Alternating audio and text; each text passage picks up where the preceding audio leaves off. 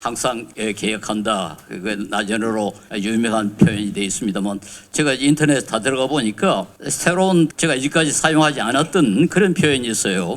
그게 말씀에 따라 저 나전으로 세쿤둠 벨붐이라는 단어가 그 본래 첨가되었다는 걸 알았습니다. 그러니까 그저 개혁하는 게 아니고 항상 개혁하는 게 아니고 말씀에 따라서 개혁해야 된다. 개혁한다.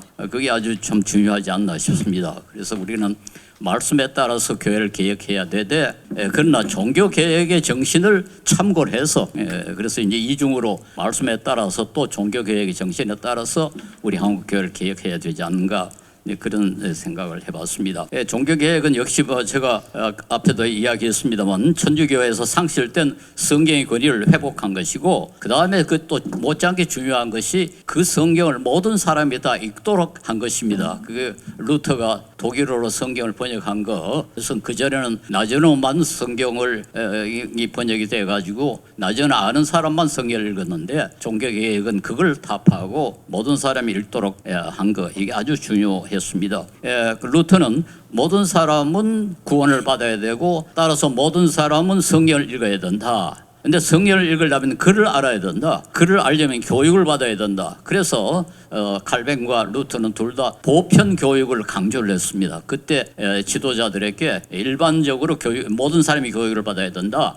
그렇게 해가지고 처음으로 독일어로 학교 교육을 시켰다고 그럽니다. 그게 인류 역사에 아주 중요한 역할을 했습니다. 오늘 우리 보편 교육은 정말 보편적이 되어 있는데 이 뿌리가 바로 종교개혁에서 시작됐다. 그것도 참 중요한 요소라고 생각합니다. 한국 개신교 교단 대부분은 공식적으로 성경의 하나님 말씀임을 고백하므로 종교개혁의 목적에 비교적 충실했고 또 거기에 근거해서 전도, 기도, 성경 공부, 선교 등의 열심을 보여서 상당한 열매도 거두었습니다.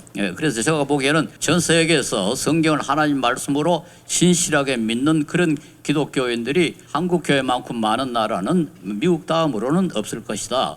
그렇게 생각하고 오히려 미국보다 더 많을지도 모르겠습니다. 그래서 저는 그 점에 있어서는 한국 교회에 아주 중요한 그런 장점을 가지고 핵심적인 장점을 가지고 있다고 믿습니다. 그러나 이제 그 종교 개혁자들만큼 성경을 올바로 해석을 했느냐, 또 제대로 순종했느냐, 그게 이제 우리가 이제 문제를 좀 삼아야 된다고 생각합니다. 종교 개혁은 그때 그 알레고리컬 해석, 모르게 풍류적 해석이라는데 이걸 굉장히 많이 비판을 했습니다. 그런데 한국 교회가 지금 이걸 아주 쉽게 해버린단 말이에요. 그 자의적으로 너무 코에 걸면 코걸이, 귀에 걸면 귀걸이식으로 성경의 권위를 그렇게 존중한다면서도 실제로는 마음대로 해석하는 그런 오류를 범하고 있고. 그 다음에 또 하나 제가 느낀 것은 전통의 정통신학에 대한 그 관심을 너무 적게 쓴다. 저는 그 갈뱅을 읽으면서 갈뱅이 그 어거스틴에 대해서 얼마나 열심히 공부를 했는가 하는 것을 보고 아주 감동을 받았습니다. 루터도 마찬가지입니다. 그 과거에 위대한 신학자들이 많이 있었는데 그분들의 그 성경 해석이라든가 신학을 한국 교회가 너무 무시한다. 저는 그게 좀 안타깝습니다. 결과적으로 이 성경을 마음대로 해석함으로 생겨난 것 가운데 아주 심각한 것이 바로 기복적인 번영신학. 이게 그만 한국 교회의 주류 신학으로 자리 잡은 거. 이건 적어도 외국 신학자들은 한국 교회 주류 신학이 바로 번영신학이다. 그렇게 비판을 하고 있습니다. 여기에 그 한국 교회 모든 타락의 뿌리가 있지 않나. 그렇게 저는 해석을 합니다. 예를 들어서 성장제일주의, 대교회주의, 목회세습 이런 것은 사실 그 성경의 가르침보다는 전통적인 무속신앙 또 자본주의의 요소가 더 크게 작용했다. 그렇게 저는 느낍니다. 그리고 종교개혁이 가장 강조한 오직 믿음으로, 오직 은혜로, 이게 그만 값싼 은혜로 바꿔져 가지고 이런 그 신앙 문화가 한국 교회 지배함으로 윤리적 실패를 가지고 왔다. 이거는 여러 그 조사 기관에서 우리 한국 목회자들과 평신도들에게 물어보았을 때 한국 교회 가장 큰 약점이 뭐냐 그랬더니 대부분 다 윤리적 실패라고 그렇게 대답을 했어요. 근데 그 윤리적 실패가 어디서 나왔느냐? 성경을 그렇게 열심히 읽고 또 성경을 믿으면서도 이런 결과가 나온 것은 결국 값싼 은혜, 믿기만 하면 된다. 물론 믿는 것이 참 중요합니다만, 그러나 루트와 칼뱅은 그렇게 그 값싼 은혜에 빠져 있지는 않았거든요. 그들은 아주 경건하게 살려고 애를 많이 썼단 말이에요.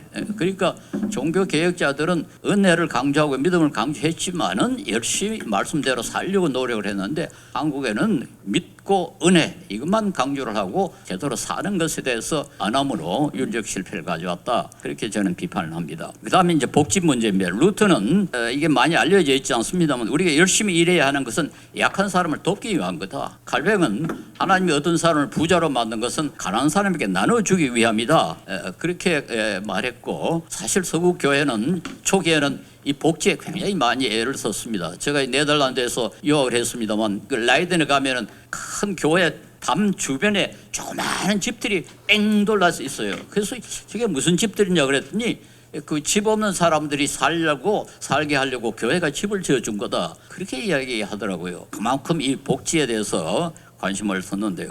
이것에 우리가 좀 게을리하지 않았나. 뭐 다른 것에 비해서는, 윤리적 실패에 비해서는 한국교회가 비교적 구제는 좀 열심히 한다고 믿습니다. 그러나 충분하지 못하다 그렇게 생각하고, 특별히 예배당 짓는 데 너무 관심을 많이 쓴다. 루터의 종교개혁이 로마의 성 베드로 성당 건축 비용을 위한 면제부 판매를 비판하는 데서 시작이 됐습니다. 그랬다면은 우리가 이런 그 화려한 예배당 짓는 것에 대해서는 좀 종교개혁 정신을 발휘해야 되지 않는가 그렇게 생각하고요. 유럽의 그 큰 교회들, 그렇게 그 천주교에서 돈을 많이 들이고 몇십 년, 몇백 년을 걸려가지고 지은 화려한 예배당들이 지금 텅텅 비어 있고, 뿐만 아니라 제가 유학할 때 가장 안타깝게 생각하는 것은 큰 크레인이 엄청난 망치를 가지고 종탑을 탁 치니까 종탑이 이렇게 넘어지는 그런 사진이 신문에 나왔어요. 얼마나 가슴 아팠는지 몰랐습니다. 그 성도들이 그렇게 그 피땀 흘려서 일해가지고 헌금한 돈으로 그렇게 지은 예배당이 저렇게 허무하게 무너져 버리나. 그리고 그 자리에 백화점이 들어서고 뭐 심지어 술집이 들어서는 이런 그 상황이 벌어지는 거, 이거 우리 한국교회가 좀 참고해야 되지 않겠는가. 이렇게 화려한 예배당을 지어놨다가 나중에 교인이 없으면은 예배당 그 유지비에 돈 다 들어가 버립니다. 몇 사람 안 되는 교인들이 그 큰 예배당 청소하고 냉난방 하는데 돈 다 들어가 버립니다. 나중에 이 세상이 조롱거리가 될 텐데, 이것에 대해서 우리가 심각하게 생각해야 된다 이렇게 생각합니다. 넷째로 종교개혁이 가장 반대하고 비판했던 것 가운데 하나가 성직자주의였거든요. 사서 도탈리즘이라고, 신부 뭐 주교 뭐 이렇게 해가지고 사람들이 굉장한 그 권위를 행사했는데, 루트는 만인 제사 정론을 제시를 해서 직분과 직업의 차별을 없앴고, 칼뱅은 장로의 임기를 1년으로 국한을 했어요. 그 시대에 그 장로 임기를 1년으로 국한했다는 거, 이건 왜 그랬는가? 칼뱅은 철저히 그 인간의 전적 부패를 믿었습니다. 그러니까 인간은 무슨 권한이라도 가지면은 반드시 부패한다. 그래서 이 민주주의를 주장했어요. 칼빈 시대에는 그 정치 이론이 왕권 시수설이었습니다. 왕의 권한은 하나님이 주신 것이다. 그런데 칼뱅은 그렇지 않다.